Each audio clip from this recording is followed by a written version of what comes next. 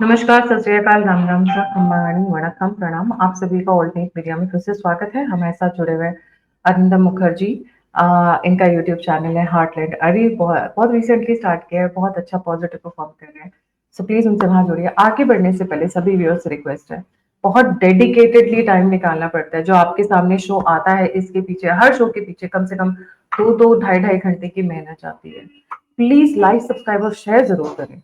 और अगर आप कंट्रीब्यूट करना चाहते हैं तो आप कंट्रीब्यूट भी कर सकते हैं। शुरू करेंगे। कल हमने जहां तक कवर किया था दैट वाज स्टिल इसराइल ने जो अटैक किए, उनके साइंटिस्ट उड़ा दिए, उनके जनरल्स उड़ा दिए, चीफ्स उड़ा दिए, बहुत सारी डेवलपमेंट हुई। द बेस्ट वाज हुआ तो वो पिन प्रिसीजन में एक अटैक हुआ था जो सिर्फ बेडरूम में जाकर बंदे को मारा, बाकी किसी को हर्ट नहीं हुआ। So that was where it started. Then lot of developments have happened in last 24 hours. आज रात को ईरान ने जबरदस्त तरीके से रिटेलिएट किया है। एंड इस बीच when attack happened from Israel side to on Iran, Netanyahu का फोन जो आया वो मोदी जी को आया, पहला phone. See the first call matters, because आप पहला फोन किसको करते हैं वो शो करते हैं कि आपके दिमाग में कौन चल रहा है। It can have lot of ramifications कि भाई वेस्टर्न पावर्स उनके साथ हैं तो वो बाकी के जो पावरफुल नेशंस हैं उनको साथ में रखना चाहते हैं, या फिर इंटरनेशनल लेजिटिमेसी लेना चाह रहे हैं। बहुत सारे रीजन है, but it shows how India is rising on the world platform. And Netanyahu का ये फोन उस चीज को और सॉलिडिफाई करता है, उसी चीज को और एक्नॉलेज करता है। इसके बाद कल शाम से बहुत सारी घटनाएं हुई, and I think I will pass the platform to Arindam ji. Arindam, a very warm welcome on the show. The platform is yours. तो मैंने एक ट्वीट किया कल, एक वेरी क्रिप्टिक सा ट्वीट जो मैंने डाला था वो ये था कि if you are cheering for Israel, थोड़ा सा हल्का जाइए, because Iran has been a balance against a lot of militancy, Islamic militancy around this part of the region. तो उसमें से बहुतों ने सवाल किया था, उसका जवाब मैंने अभी तक नहीं दिया है। मैं एक आर्टिकल लिख रहा हूं जो कि फोरपोल नाम का एक मीडिया हाउस है, it's is a recent media house which we have launched, जिसपे आज दोपहर को या आज शाम को निकल के आएगा। I am also planning to make a video on the same in my own channel, छोटा सा वीडियो रहेगा। यहाँ पे भी मैं कुछ 2 मिनट उसको लेके बात करूंगा। देखिए, इजराइल ने ईरान पे अटैक किया। इजराइल और ईरान का जहां तक सवाल है, वो जो एक रीजनल डोमिनेंस का वो लोग का इक्वेशन है, उसमें वो लोग का बहुत पहले से पंगा चल रहा है। And it is the time when Israel has decided कि यार मेरे को ईरान को खत्म करना है, या ईरान का एटलीस्ट टॉप लेयर जो है उसको हटाना है, so that the next step can be taken, which is fine. जहां तक वो लोग का रीजनल डोमिनेंस का सवाल है, जहां तक वो लोग का रीजनल फ्यूड का सवाल है, उसमें people from South Asia, people like us, people from Southwest Asia, Southeast Asia, people like Southeast Asian region में जो भी है, हम लोग जैसे है, इंडियन सब कॉन्टिनेंट है, थाईलैंड है, म्यांमार है, हम लोग को लेके थोड़ा सा एक वरी ये रहता है, या ये वरी रहेगा कि Iran Iran Iran Iran Iran को लेके हम लोग जो बोलते हैं ना, अगर आप ईरान को नोटिस करेंगे, Iran is basically a Shia country, Iran is basically a Shia state. और ईरान का जहां तक जितना भी पिछले 40 साल से या 30 साल से जितना भी प्रोजेक्शन रहा है, which is mostly been in the Middle East. Iran का हिजबुल्ला बोलिए, या ईरान का हुती बोलिए, या ईरान का नॉन स्टेट एक्टर्स बोलिए, जो इराक में काम करता है, जो सीरिया में काम करता था, जो लेबनन में काम करता था। Iran has never exported terror in this side of the continent. आपको शिया टेररिस्ट ग्रुप एक भी नहीं मिलेगा, आपको शिया रेडिकलिज्म इंडिया में एक भी नहीं मिलेंगे। In fact Shias are very well to do communities in India, very small, very well to do, they are pretty rich people, they are very well integrated into the mainstream. हाँ, तो जहां तक सब कॉन्टिनेंट में radicalism का सवाल है, it is basically Salafi Wahhabi driven radicalism, जो कि आ रहा है, जिसका जड़ है, जिसका रूट है, लेकिन Saudi Arabia etcetera etcetera. Okay, 1970s के टाइम में it was Saudi Arabia that had promoted Wahhabism. 1980s के टाइम में उन लोग के मेक्का मॉस्क के ब्लास्ट हो जाने के बाद सऊदी अरेबिया हैड प्रोमोटेड वहाबिज्म, वहाबिज्म को स्प्रेड किया था, जो पाकिस्तान ने पकड़ लिया।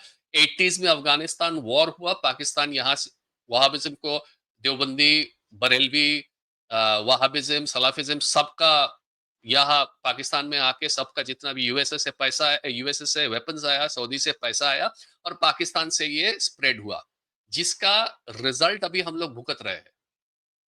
यहाँ पे ईरान का दूर दूर तक कोई रिलेशन नहीं है। ईरान, हाँ, क्या ईरान टेररिस्ट को कल्चर नहीं करते? जरूर करते हैं, लेकिन उनका जो फोकस है that is on middle east. Iran's focus has been Syria, Iran's focus has been Bahrain, Iran's focus has been Lebanon, Iran's focus has been Yemen, Iran's focus has been Saudi Arabia also. Saudi Arabia का जो east में जो oil fields है which is very close to the Persian Gulf, वहां पे Shia majority है. Iran वहां पे फोकस करता है. इराक में सद्दाम हुसैन को गिराने के बाद इराक में एक बहुत बड़ा शिया मेजोरिटी है जो कि पॉवर्टी, बिलो पॉवर्टी लेवल रहते हैं. उसमें ईरान ने अपना शिया फैक्शन का शिया आइडियोलॉजी प्रमोट किया और इराक में सिविल वॉर के लिए ईरान काफी हद तक रिस्पॉन्सिबल है. So do they promote terrorism, do they promote extremism? Yes they do, no denying the fact. यहाँ पे नो. तो अभी बोलेंगे कि यहाँ ईरान तो इंडिया के खिलाफ में बात करता है. ओके, ईरान इंडिया के खिलाफ में कब बात करता है? जब कश्मीर लेके एक आधा बार बात उठाया है. बट वो अगर आप एनालिसिस करेंगे तो आप देखेंगे कि ओआईसी के सारे मेंबर कश्मीर लेके बात कर रहे हैं. तो ईरान का वहां पे बात करना becomes almost like a mandate. Peer pressure में आके अच्छा सब बोल रहा है, 16 आदमी बोल रहा है कश्मीर को लेके बैठना है, तो हमने भी बोल दिया कश्मीर को लेके बैठना है, इंडिया ठीक नहीं कर रहा है. अलग से ईरान ने कभी ये मुद्दा उठा के इंडिया को इंटरनेशनल कम्युनिटी में या इंटरनेशनल फोरम में हैरस करने का कोशिश कभी नहीं किया है. ईरान ने और कहां पे बात उठाया है इंडिया के अगेंस्ट, जो कि हम लोग को हो सकता है नहीं पसंद आया होगा या हम लोग को लगा होगा कि ईरान हमारे खिलाफ बोल रहा है. The only time when Iran has thought that okay somebody has insulted their prophet और somebody has insulted their holy book. बाकी लेकिन ईरान का, इंडिया का जहां तक डोमेस्टिक गवर्नेंस का सवाल है, Iran has very rarely if ever, okay, कहने का मतलब मैंने ये नहीं बोल रहा हूँ कि नहीं बताया, मतलब कभी बात नहीं उठाया, वेरी रेयरली. मेरा कहने का मतलब दो चीज है. एक तो है the kind of radicalism that Indian subcontinent is dealing with has got nothing to do with Iran. And Iran का इंडिया के साथ state to state relationship has always been very good, mostly. हाँ ठीक है, mutual थोड़ा सा mistrust factor है जो ईरान पाकिस्तान इंडिया पाइपलाइन में जो नहीं हुआ है, चाबहार लेके बैक एंड फोर्थ बहुत सारा बार हुआ है, बिकॉज नेगोशिएशंस नहीं हुआ है, उन लोग के बीच प्रॉब्लम है, हम लोग में प्रॉब्लम है, ये सब है. But those are usual business dealings. Iran का एक प्रॉब्लम ये भी है जो समझना है कि Iran has been sanction for a really long time. तो उसके हाथ में बहुत सारा चीज नहीं था, इसीलिए बहुत सारा चीज में वो लोग डिसीजन नहीं ले पाए. इंडिया का एक चीज है कि हम लोग बहुत सारा चीज में डिसीजन लेना चाहते थे, क्योंकि ईरान सैंक्शन है, ऊपर से यूनाइटेड स्टेट्स का प्रेशर आया बोल के हम लोग जा नहीं पाए. So for a large number of reason हम लोग के साथ ईरान का जैसे रिलेशनशिप होना चाहिए था based on the basic relation that we have, वो नहीं हुआ है. हाँ, now coming back to my second point. ये जो ईरान ने शिया मिलिटेंसी या शिया रेडिकलिज्म के हेल्प लेके के उसको सामने रख के मिडल ईस्ट में जितना भी जो कुछ भी किया है, that has been a major reason, that has been a major balance against the spillover of Sunni Islamism across the rest of the continent. अगर ईरान का ये हिजबुल्ला, हुती, आईआरजीसी, ब्ला ब्ला ब्ला ये सब नहीं रहता, आप मान के चलो कि आईसिस और अलकायदा का जो न्यूसेंस है that would have spread all the more in subcontinent, in Central Asian republics, in all across these places. So Iran has been a balance over the past 10-15 years against the Sunni militant group like Al-Qaeda and ISIS. वो लोग वहां पे busy थे बोल के यहाँ पे spread नहीं कर पाए. नाउ थर्ड पॉइंट इज, किसी ने मेरे से ये पूछा कि सर आप तो फिर ऐसे बोल रहे हो कि वो मुगल लोग आके मंगोल लोग को मतलब Mughals were in India so Mongols could not attack us, ये लॉजिक से. हाँ, दोनों ही तो टेररिस्ट है, किसी का साइड नहीं लेना चाहिए था. उसके लिए मेरे को ये बोलना है कि भाई जियोपॉलिटिक्स में ना मोरालिटी कभी आता नहीं है. जियोपॉलिटिक्स में you don't go to find out and see who is right and who is wrong. Geopolitics में आप देखते हो कि आपके लिए फायदेमंद क्या है. Morality is the first thing that kicks out of the door जहां पे जियोपॉलिटिक्स लिखा रहता है. So getting back to that सवाल, getting back to that answer,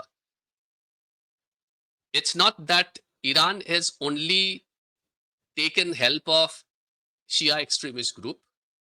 आपको याद दिला दे, आइसिस जब सीरिया में बैठा था, आइसिस जो north east Syrian oil field से लेके ऑयल पेट्रोलियम जो निकाल रहा था, वो खरीद कौन रहा था? Who was their biggest buyer? It was Turkey. ISIS को जब रशिया ने अटैक किया 2015 का सितंबर में, when Putin started bombing ISIS people, अच्छा उससे 4 साल 2011 से आइसिस आके सीरिया में घुस के बैठ गए।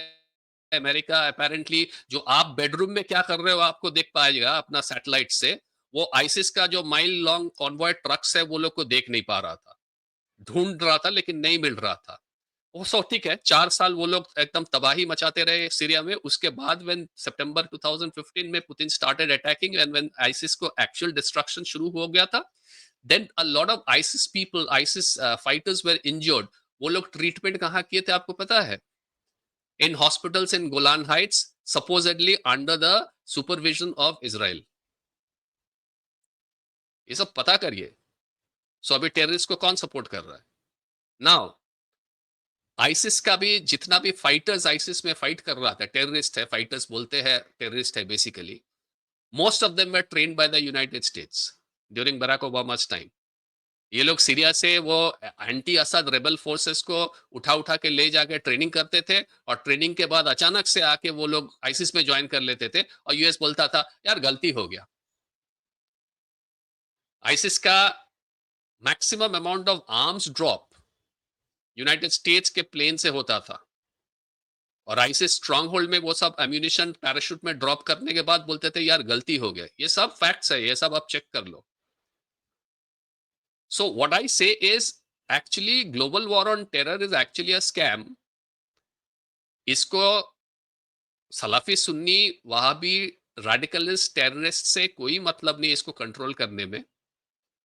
ग्लोबल वॉर ऑफ टेरर का जो धंधा था, the pin point focus was Iran, और अभी उसका कल्मिनेशन शायद होने वाला है। देखिए, CIA is the one that created Osama bin Laden from Afghan Mujahideen. United states Iraq में घुस के बाथ पार्टी को खत्म किया, तभी वहां से आईसिस आया। I mean, you just look at the history, you just look at the fact. Who created all this? Who created Al Qaeda? Where did Al Qaeda didn't drop in from nowhere, na? Who created the Afghan Mujahideen? It was United States and Saudi Arabia and Pakistan. Fine, ठीक है, चलो यार, अफगान मुजाहिदीन का time खत्म हो गया, Soviet union war खत्म हो गया, सोवियत यूनियन क्रम्बल हो गया। मुजाहिदीन के नेक्स्ट स्टेज में क्या आया? एक साइड से आपको तालिबान आया, एक साइड से आपको अलकायदा मिला। तालिबान को लेके अभी बात नहीं करेंगे, डिस्कशन आज का डिस्कशन का टॉपिक नहीं है। अलकायदा, अलकायदा कहाँ से आया? अलकायदा मुजाहिदीन से आया। मुजाहिदीन को किसने क्रिएट किया था? यूनाइटेड स्टेट्स ने। अलकायदा से al Qaeda in Iraq, al Qaeda in Arabian peninsula, al Qaeda in north Africa कहाँ से आया? United states. आइसिस कहां से आया? इराक के बाथ पार्टी को आपने डिस्ट्रॉय किया। द बचा कुचा members of the Sunni elite group, they went out and they created their own fragmented group, their own rebel group which gradually assumed the name of ISIS. ISIS बन तो गए, ISIS को support किसने किया? ISIS में Europe से कहां से आके फाइटर्स ज्वाइन किए? ISIS का पेट्रोल किसने खरीदा? पेट्रोलियम। ISIS को मेडिकल ट्रीटमेंट किसने दिया? ISIS को आर्म्स किसने ड्रॉप कराया? ISIS को ट्रेनिंग किसने दिया? So all this, Indian audience का जहां तक सवाल है, बहुत ब्लैक एंड व्हाइट देखते हैं, इतना ब्लैक एंड व्हाइट है नहीं, बहुत सारे शेड्स ऑफ ग्रे है। So you have to be very careful when you are choosing sides, when you are picking sides. Over to you Gayatri ji. तो मैं थोड़ा इंडियन ऑडियंस के कॉन्टेक्स्ट में कुछ एक क्वेश्चन पूछती हूँ। तो who is the better ally, Israel और Iran? If we have to choose between the two, who should we stand with? दूसरा, is Israel the one who created the problems in Iran? Like US has been creating troubles, and in the name of freedom, human rights, and all, they have been bombing and then selling them. So is also Israel involved in the Iran thing that has happened? Hamas, Houthi, Hezbollah, the three terrorist attack. I've always had a doubt कि ये जो 7 अक्टूबर को हुआ था, वैसे तो Mossad को माना जाता है कि भैया दुनिया में ढूंढ ढूंढ कर मारते हैं। आज हम बहुत बैड टॉक कर रहे हैं। Generally we don't talk to that level. 7 अक्टूबर की ये जो घटना हुई थी, पता नहीं क्यों मुझे कभी भी वो, I couldn't digest that, your Mossad being so strong, and then your borders are all of a sudden open, and some people walk in and do the massacre of people. ये undigestible mistake या calculated exemption to a particular thing लगता था मुझे हम्म कई बार, internal हम्म instinct जो कहते थे। हम्म पहला question, I repeat my question. पहला क्वेश्चन, भारत को किसके साथ खड़ा होना चाहिए? क्योंकि हम्म जैसे जैसे टाइम आगे बढ़ रहा है, Arvind, we'll have to choose one, we can't be on both the places, hmm and hmm the world is getting divided. यो हम्म हो रहा है अब ये, ठीक है। हम्म दूसरा, इसराइल कितना रिस्पॉन्सिबल है जो ईरान में हुआ है? ओके एंड यस, ईरान की क्या क्या गलतियां हैं, बिकॉज सिविलियंस पे अटैक करना इज नॉट द वे। हम्म तो रात को अपने घर में सो रहा है, कोई उठ रहा है, बैठ रहा है, आप उनके ऊपर, हाँ, जैसे इसराइल ने किया, pinpointed precision, that is still fine ji. Hmm okay, I'll turn the questions around. पहले आपका सेकंड क्वेश्चन का जवाब देते हैं, उसके बाद थोड़ा सा फर्स्ट क्वेश्चन को अटेम्प्ट करेंगे। पहला है कि how badly is Israel involve. देखिए, जहां तक हमास 7 अक्टूबर का अटैक का सवाल है, मेरे पास कोई ऐसा इंटेलिजेंस नहीं है या मेरे पास कोई ऐसा रिपोर्ट नहीं आया है जो सजेस्ट करता है कि ये इजराइल का इंटरनल मामला है। So will take it on its face value and will consider कि Hamas is the one that attack Israel civilians. Okay,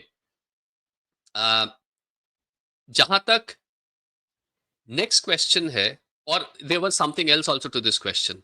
आपने और कुछ पूछा था, मेरे को थोड़ा एक बार याद दिला दीजिए। मैंने 3 क्वेश्चन पूछे थे कि इज़राइल और ईरान में से हमें किसके साथ खड़ा होना चाहिए? वो हम बाद जो में ह बोलेंगे। हाँ हाँ। हाँ, और ईरान में जो भी ये टेररिस्ट ग्रुप्स आए, उसमें जैसा you said, that treatment was done by the Israelis in Golan Heights. Hmm Israel का कितना हाथ है टेररिस्ट ग्रुप को खड़ा करने के पीछे जो ईरान से खड़े हुए? हम्म और जी, पहले ये आंसर करते हैं, then we move forward. Okay, देखिए, ये सब के पीछे चला, मतलब ये सब के बैकग्राउंड में रहता है ईरान और इजराइल का जो फ्यूड है, जो बहुत लंबा वाला फ्यूड है। और इसमें मुझे लगता है, बहुत डिस्पैशनेटली मैं देखूं तो इसमें मुझे अ, ईरान का थोड़ा सा लॉजिक थोड़ा सा वीक लगता है। वाई? हिस्टोरिकली ईरान का तीन तरफ से एनिमी रह चुका है। One has been Iran's enemy from the West, which was been Saudi Arabia, जिसने ईरान का जो रीजन है, पर्शियन रीजन है, उसको इस्लामाइज किया। अगर आप उसको एनिमी मानते हो तो मतलब रेड्स वहां से हुए थे, रिलीजन को भूल जाओ, रेड्स वहां से हुए थे। ईरान का ईस्ट साइड से रेड्स हुए थे टर्किक ट्राइब्स। और ईरान का प्रॉब्लम रहा है ईरान के नॉर्थ से, right from the times of the Greek. पहले ग्रीक के साथ पंगा हुआ, फिर रोमन के साथ पंगा हुआ, फिर क्रिश्चियंस के साथ पंगा हुआ, फिर बाइजेंटिनो के साथ पंगा हुआ, फिर ऑटोमन के साथ पंगा हुआ, कांस्टेंट पर्शियन के साथ। ये लोग का नॉर्थ से प्रॉब्लम चल रहा है, जो कि प्रेजेंट डे टर्की है।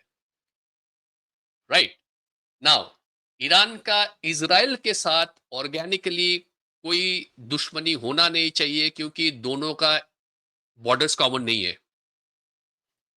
एक पर्शियन गल्फ में है, एक मेडिटेरेनियन सी में है, बीच में there is Jordan, there is Lebanon, there is Iraq, there is पता नहीं और क्या क्या। सो ईरान एंड इजराइल का जो दुश्मनी है, एटलीस्ट ईरान के साइड से, it is not an organic fight. That is what I always maintain.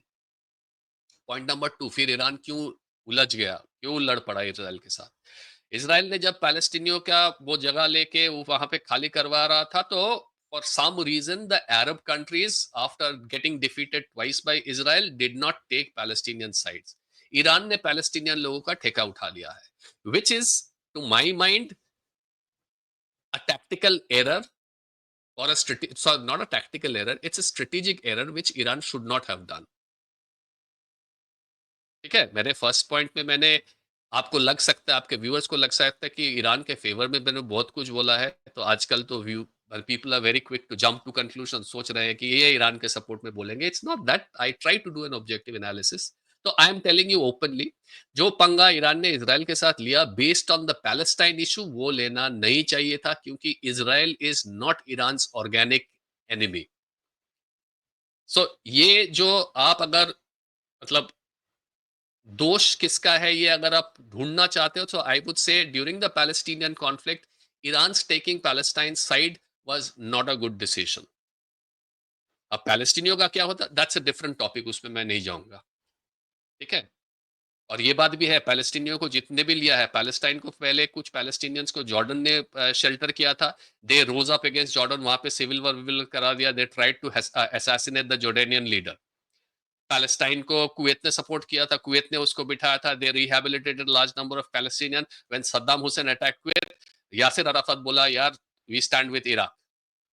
फिर जब इराक वॉर खत्म हुआ, जब सद्दाम को भगाया वहां से यूनाइटेड स्टेट्स ने, तब ये कुवैती लोग ने पैलेस्टीनियन लोग को भगा दिया कि जयराम जी के भाई आपके शेल्टर दिए थे, आप उल्टा मेरे ही हाथ में काट रहे हो। So whoever's had sheltered Palestinians has not had very good experience with them in the Middle East. इसीलिए मिडल ईस्ट में आज के दिन में भी आप देखोगे पैलेस्टीनियंस को लेके कोई खास बोलते नहीं है। और ईरान का मैं ऑर्गेनिक नहीं है क्यों बोल रहा हूँ, क्योंकि ईरान है शिया, पैलेस्टीनियन से सुन्नी। तो आइडियोलॉजिकली भी ईरान को पैलेस्टीनियन के साथ, यार Hamas is a Sunni group. Iran का जितना भी प्रॉक्सी ग्रुप्स है, हिजबुल्लाह बोलिए, हुती बोलिए, these are all Shia groups.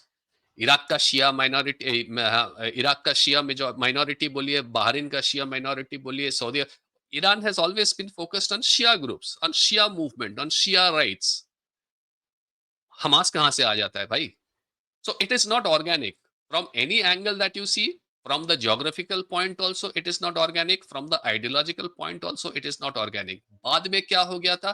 बाद में अभी ऐसा हो गया है कि Israel is probably the biggest power in Middle East, and Israel has got everybody who are, ठीक है डायरेक्टली इसराइल के टीम में नहीं है लेकिन इसराइल के खिलाफ नहीं है। When I think about Jordan, think about Bahrain, think about UAE, think about Saudi Arabia, think about all of these big players, regional players in Middle East, Iran के, इसराइल के अगेंस्ट में कोई नहीं। हाँ, कोई खुलेआम बोलता है कि वी सपोर्ट इसराइल, कोई खुलेआम नहीं बोलता है, but they are not against Israel.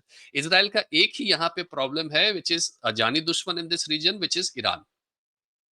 तो अब वो 1948 वाला पैलेस्टाइन इशू से लेके अभी बहुत आगे हम लोग आ चुके हैं, जब यहाँ पे ऐसा हो गया है कि ईरान न्यूक्लियर वाइज अपने आप को बिल्ड कर रहा है। इसका जो स्पेकुलेशन है, अगर ईरान सचमुच में अपने आप को एक न्यूक्लियर पावर बना लेता है तो that is going to challenge Israel's position in the Middle east.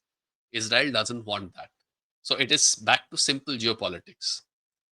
I am the regional power. यहाँ पे एक नया power is like rising up, they are talking about nuclear enrichment।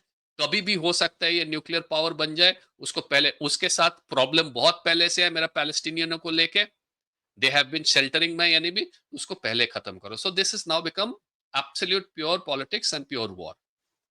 So if we go back to the question कि problem कहाँ पे दिखता है, मुझे प्रॉब्लम यहाँ पे यही दिखता है कि ईरान का पैलेस्टीनियन इशू में घुसना वाज इनऑर्गेनिक, वो घुसना नहीं चाहिए था। Okay, now coming back to our first question, who should India side with.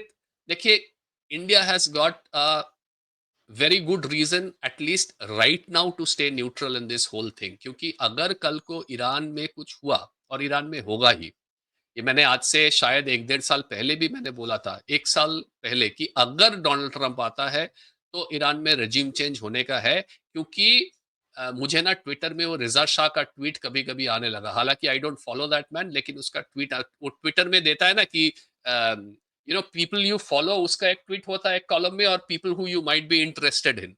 तो वो people you might be interested in में रिजा शाह का ट्वीट आने लग गया था मेरा, even though I don't follow him, and I started asking this question to myself कि ये आदमी यहाँ से कब आ गया ट्विटर में, इसका इतना फॉलोअर कहाँ से हो गया, ये अमेरिका के फेवर में बहुत ट्वीट कर रहा है मिडल ईस्ट को लेके। तभी से लेके थोड़ा सा भी एक हल्का सा, मतलब वो दिमाग में घूम रहा था कि if there is a regime change and United States is going to try a regime change, तो फिर रिजा शाह बैठा है वो आएगा। Now if a regime change happens, assuming that Israel has cleared the top brass of Iran, और पिज़श्कियन का क्या है पता नहीं, उसका क्या है, क्या खबर है, there is no latest development of where he is। अगर कल को regime change होता है तो जो भी कोई वहां पे बैठेगा ईरान में, he is going to be pro west।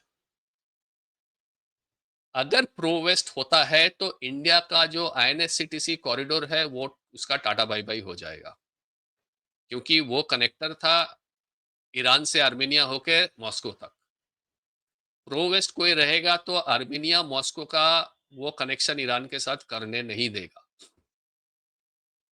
Chabahar port का फिर उस सर्कमस्टांसेस में क्या होगा, चाबहार से इंडिया फिर कहाँ कनेक्ट करेंगे, अफगानिस्तान में कनेक्ट करेंगे, करके क्या फायदा, to what end, because the ultimate end of INSCTC corridor was to reach across to Europe, which is a much much much bigger market.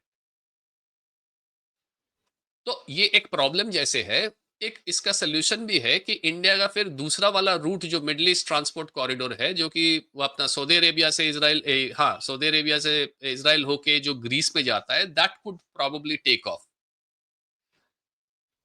So India has hedged its bets geopolitically.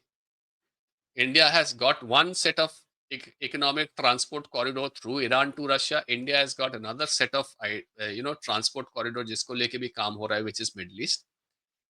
India has got a lot to be thankful to Israel about.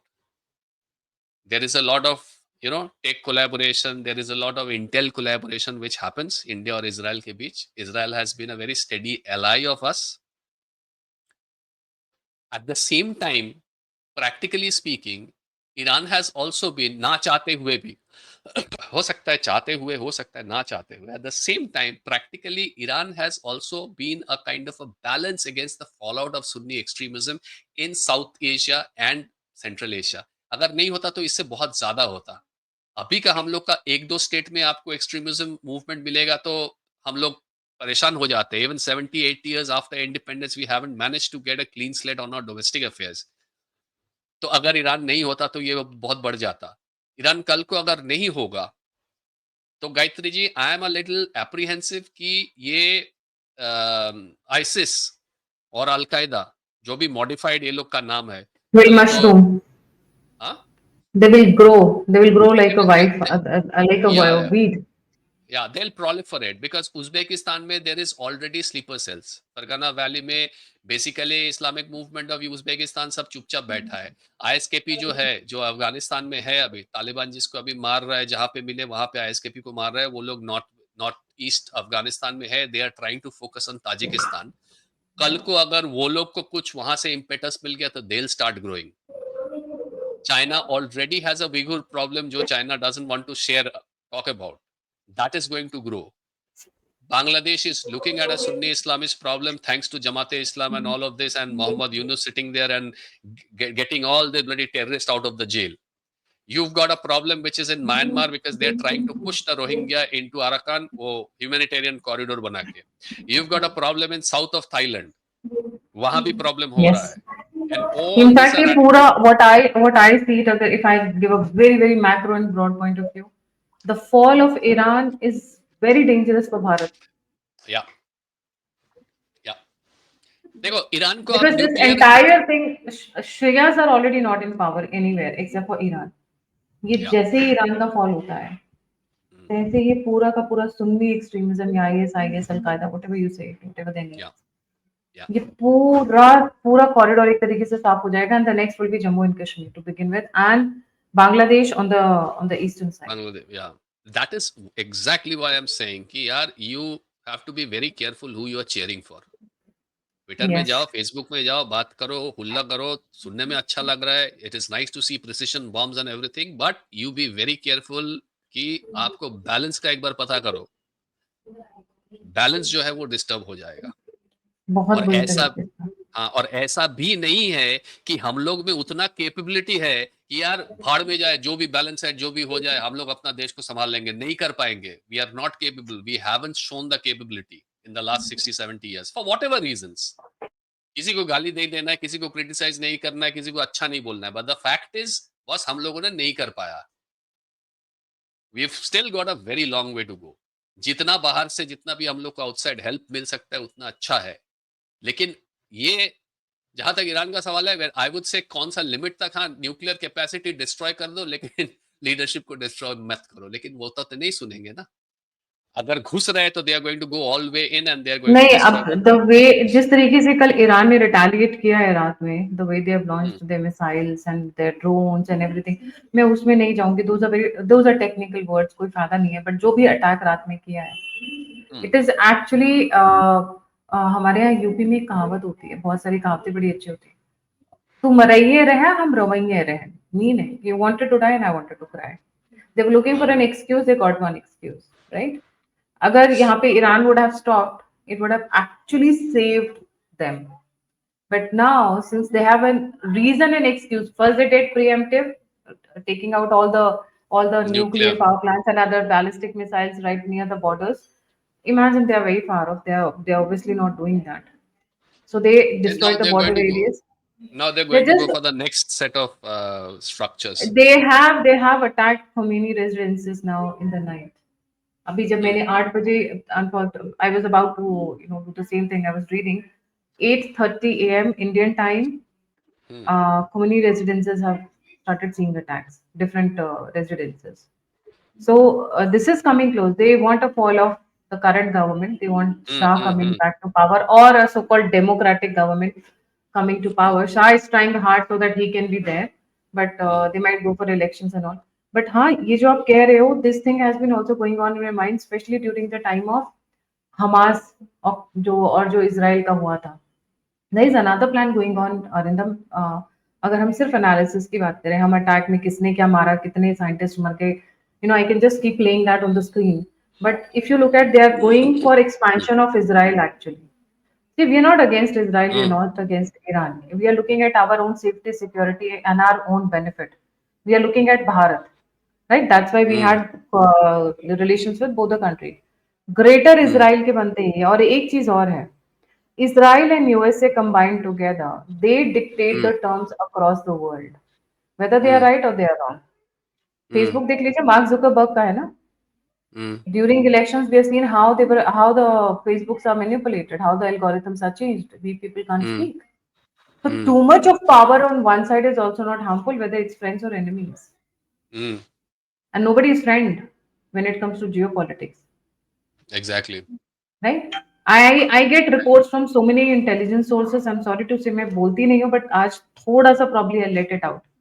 अगर हमें लगता है कि Israel is our very good ally, हमें Israel के जैसा बनना चाहिए, पहली बात तो हमारी कल्चर कंडीशंस बहुत अलग है. So let's not talk about that, because अगर कंपेयर करने बैठेंगे तो शायद हमें 1 घंटा तो कंपैरिजन में ही चला जाएगा. Hmm. कंडीशंस बहुत अलग है. हमारे यहाँ पे हमारा तो ऑपोजिशन ही हमें गिराने में लगा रहता है, उनका तो पूरी जनता उनके साथ खड़ी हुई unified. Yeah. So many intelligence operations have been compromised because Israel was not on our side. I will not name them. And I think Hmm. Arintam, you also might be knowing. The A narrative little bit war, of an idea. Yeah. the narrative war, if you look at it, narrative war is controlled by the Israelis themselves. Hmm. Who owns Facebook? Tell us.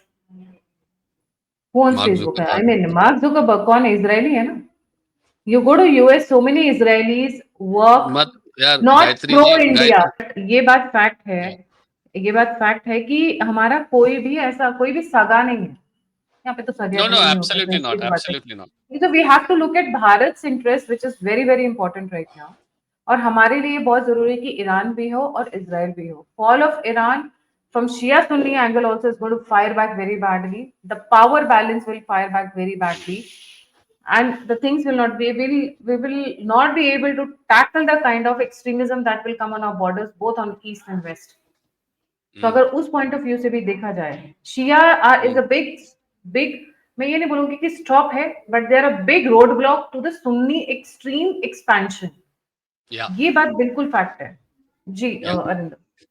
Absolutely. Absolutely. In geopolitics, no one is your friend, no one is your enemy, not in the long run. Uh, इसमें एक interesting सा बात बोल दूं, थोड़ा personal बात बोल दूं. ये जो अभी आप बात कर रहे थे इसको लेके कि क्या करना है क्या नहीं करना है, how should things be and all, जो कि हम लोग सोच रहे थे इंडिया को आगे जाके क्या करना है, इसमें जो मैं कहना कहना चाहता हूँ वो ये है कि a book of mine is coming out called contours of the great game, जिसमें मैंने इसी को लेके बात किया है कि आगे जाके इंडिया को कौन सा अलायंस बनाना है. So that is the last chapter of my book. So first 2-4 chapter में मैंने समझाया है कि ये गेम क्या है, कैसे खेला जाता है, कौन कौन खेल रहा है और किस किस के थ्रू ये गेम को कंट्रोल करते हैं. That is why I am calling it greater game. तो ग्रेट गेम था एंग्लो रशियन राइवलरी जो कि 18th 19th सेंचुरी में था. मैं इसको कह रहा हूं कि ग्रेटर गेम ये उससे भी पहले से चलते हुए आ रहे गेम जो आज भी चल रहे हैं. और क्योंकि इंडिया इज गेटिंग स्ट्रॉन्गर, क्योंकि India is getting growing more and more powerful, तो इंडिया को अभी थोड़ा सा अपना पोजीशन को सीमेंट करने के लिए किस किस के साथ कैसे क्या बोलते हैं उसको अलायंस बनाना है, उसको लेके मैंने वहां पे उस किताब में डिस्कस किए हैं. सो निकलने के टाइम में I am hoping Gayatri ji would call me for a chat, तो that would be the time when you all would also get to know. Viewers, आप खरीद के उसको पढ़ सकते हो. Coming back to what we were discussing, yes, you are right. There are a couple of places, couple of instances जहां पे Intel failure के कारण हम लोग को थोड़ा सा पीछे हट के आना पड़ा. So yes, there is no absolute friend in this circuit, in this game. साथ साथ में एक और पॉइंट आपने बोला था जिसके साथ मैं कंप्लीटली एग्री करता हूं कि मिडिल ईस्ट में इजराइल के अगेंस्ट ईरान या ईरान के अगेंस्ट इजराइल मिडिल ईस्ट का जो बैलेंस ऑफ पावर है उसको प्रिजर्व करके रखते थे आज तक. The moment you destroy one, that balance of power disappears, then complete power ends up in across in to I mean migrates and ends up across in one end of the region. आप अगर सोच रहे हो क्योंकि रेजा शाह आने से या कोई आने से डेमोक्रेटिक गवर्नमेंट हो जाएगा ईरान में तो everything would be nice and fine, you are in for a nasty surprise. Because Iraq में ना तो डेमोक्रेसी हुआ था सद्दाम के जाने के बाद, लिबिया में ना तो आज तक डेमोक्रेसी हुआ है, लिबिया में सिविल वॉर चल रहा है, सीरिया में कुछ नहीं है डेमोक्रेसी. एचटीएस का वो जुलानी आज भी पकड़ पकड़ के आदमी को जिंदा जला रहा है. Yazidi and Shia and Syrian Christians को पकड़ पकड़ के मार रहे और जिंदा जला रहा है. बांग्लादेश में भी आप लोगों ने शायद सोचे होंगे, एटलीस्ट मेरे तो बहुत सारे कांटेक्ट है जो बहुत खुश थे कि अरे मोहम्मद यूनुस आ गया, नोबेल लॉरिएट है, एकदम धमाका हो जाएगा. अभी आपको तो देखने को मिल रहा है कितना धमाका हो रहा है. सो it is never good, specially in an Islamic country, to remove a government which has been in power for a long time and expect a miracle to happen. इसको आप इसका छोटा सा शॉर्ट क्लिप भी बना ले सकते हो. सद्दाम जैसे भी था वो लोग के लिए ठीक था, गद्दाफी जैसे भी था वो लोग के लिए ठीक था, ओके, बशर अल असद जैसे भी था वो लोग के लिए ठीक था. They were doing all fine. You go in, See, you destroy. I think you external interference is the one which has destroyed the entire Middle East. And the same thing is going to happen. People know. अगर लोगों को नहीं पसंद है तो 2 साल, 10 साल, 5 साल, 15 साल, they change the regime, whichever way possible they can, right? And नहीं तो इतना power struggles होता है कि नीचे के लोग ऊपर आ जाते हैं, ऊपर के लोग नीचे चले जाते हैं. They handle it within. It's like the in-house chaos. Let them handle the in-house chaos. Why do you want to interfere? But हाँ, यहाँ पर आते आते Arindam, a very important question. I know मेरे व्यूअर्स बहुत गालियां देंगे कि आज हमने एक बहुत डिफरेंट पॉइंट ऑफ व्यू भी रखा है. देखिए, डोनाल्ड ट्रंप ने इंडिया पाकिस्तान रुकवा दिया, अभी तक ये ट्रेड का देखे उनको क्यों नहीं रुकवा रहे हैं? मतलब इजराइल और ईरान के बीच में क्यों नहीं रुकवा रहे हैं? मुझे तो लगा था एक फोन ही काफी रहेगा इनका. क्योंकि डोनाल्ड ट्रंप का कुछ पावर नहीं है इजराइल के ऊपर, सिंपल सा बात है.